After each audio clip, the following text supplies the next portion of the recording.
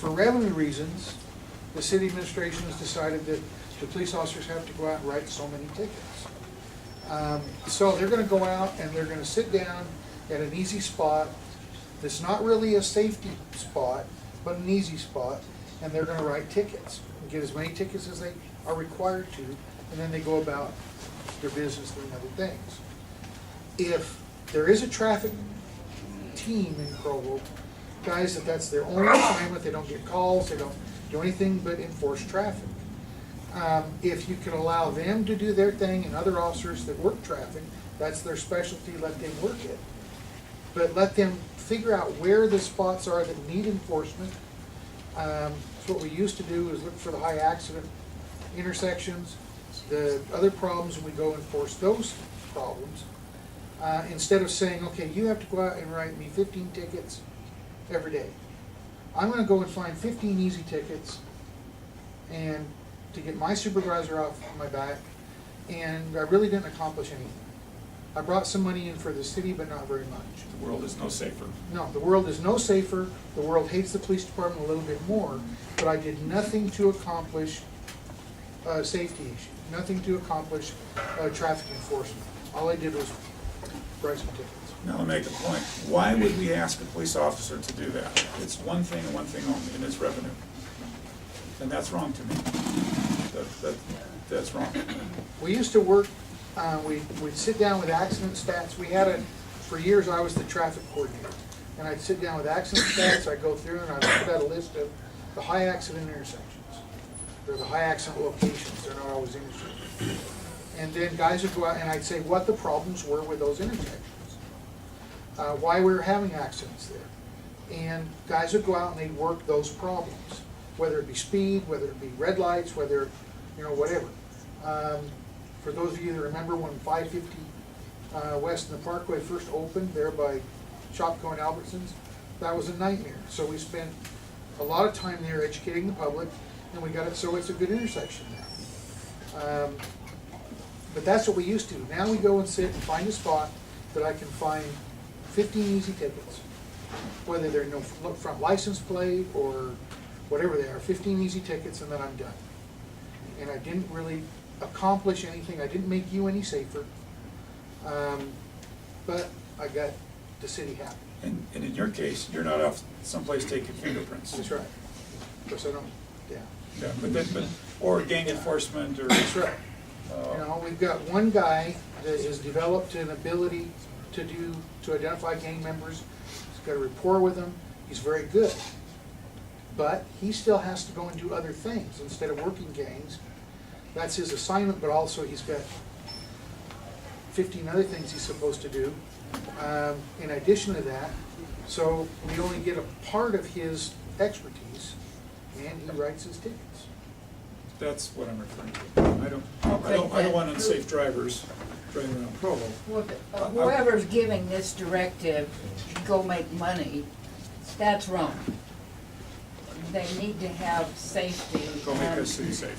Thank you. Yeah, Yeah, that's exactly, that's. $2 you said million it. cut. Pardon? That's $2 million cut. Well, that's the reality. And so here's my question to you. If we stop doing what Dan's talking about, and we lose $2 million in revenue, would you rather be like my wife who budgets $100 a year for traffic school, and just hand that $100 over to the city, or would you rather go to traffic school? But in reality, you wouldn't lose the $2 million. still have a Traffic specialized enforcement team, would right? still go on. Absolutely. And traffic enforcement would be more productive, accidents would drop, and we'd be back to, we'd still be getting tickets, we'd still be seeing the revenues come in, but it'd also be serving the purpose of safety and traffic. And I'll tell you this, I don't have hard numbers, but I'll bet you a hot dog, because we have some left, that we lose more than $2 million a year in vandalism and other Okay. activities. Can I back you up with that? This area here, if everybody can see, is called the Joaquin neighborhood, that are maybe familiar with. I have a complex in Joaquin that's been hit, he probably did the fingerprint analysis, probably 4 times last year in the underground park. And we don't have, if you knew how few people we have at night on patrol for this entire city, the break-ins. And because Provo is what Provo is, they're coming out of, this latest group came out of Heber, came in, they go down in the parking structures at 3 and 4 in the morning. And you've seen the crime stats in that part of the city, it would be like no one is around. They can't, we don't have enough police officers down. Well, who's down in Joaquin? Our daughters, our students at night? Clusters and clusters of kids in a small area. Yeah, we can hardly catch anybody. They caught our group only by a fluke because a gal went in her structure at 3 a.m., saw the break-in minutes after, and a police officer saw a suspicious car, and we got him because of prints that were on file from a previous break-in. Great. So Great story. we need, my complex just invested $30,000 in parking doors, garages. So we're probably only the second one to now have actual doors that come in for our students.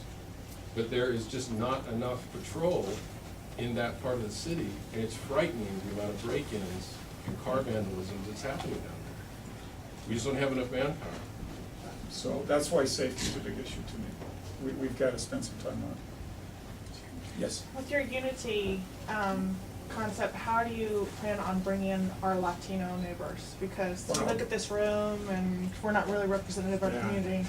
I mean, Okay. it's a fact that they Let's- make up a large section of, A very large community. section, and they and also. they don't have a voice, Yeah. and most people want to pretend like they're not even there. Well, that's what I was gonna say, is the elephant in the room is this group of people that is in our city that struggles. And they struggle because of cultural differences. They struggle because of the language that not all of them have mastered. And if we truly want to be prosperous, not only unified, if we truly want to be prosperous, we've got to figure this out.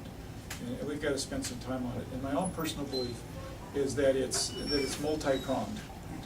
Part of it is there are groups, and Troy's no longer here, is he? Troy's got a group who takes BYU students and combines with the LDS Church and teaches English and math and tutoring to these kids.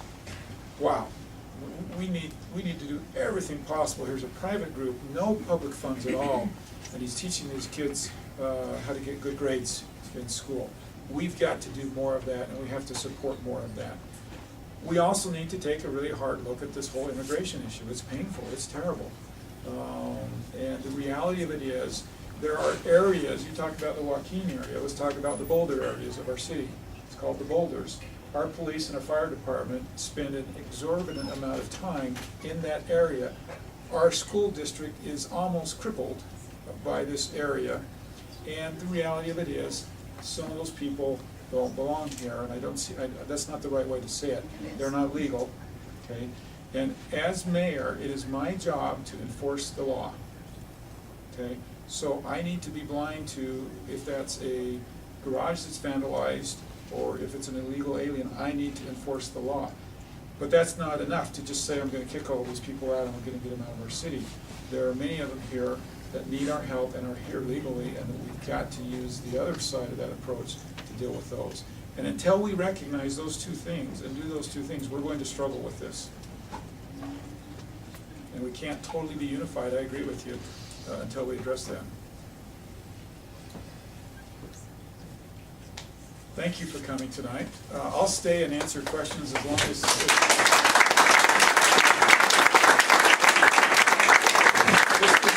Sherilyn, we acknowledged him earlier, Sherilyn Bacon. Eager, I know you, Sherilyn Baker, has come in. She's also running for the Senate. It's a crowded field. There's a lot of It us is a thinking about crowded it. field. It's making running for mayor look pretty easy. So thank you for your support tonight. Thanks for coming. You guys are all great friends. And I'm here all night for those of you who still have questions that didn't get them answered. Thank you. And I'm sure there's plenty of food too. Thank you, Paul.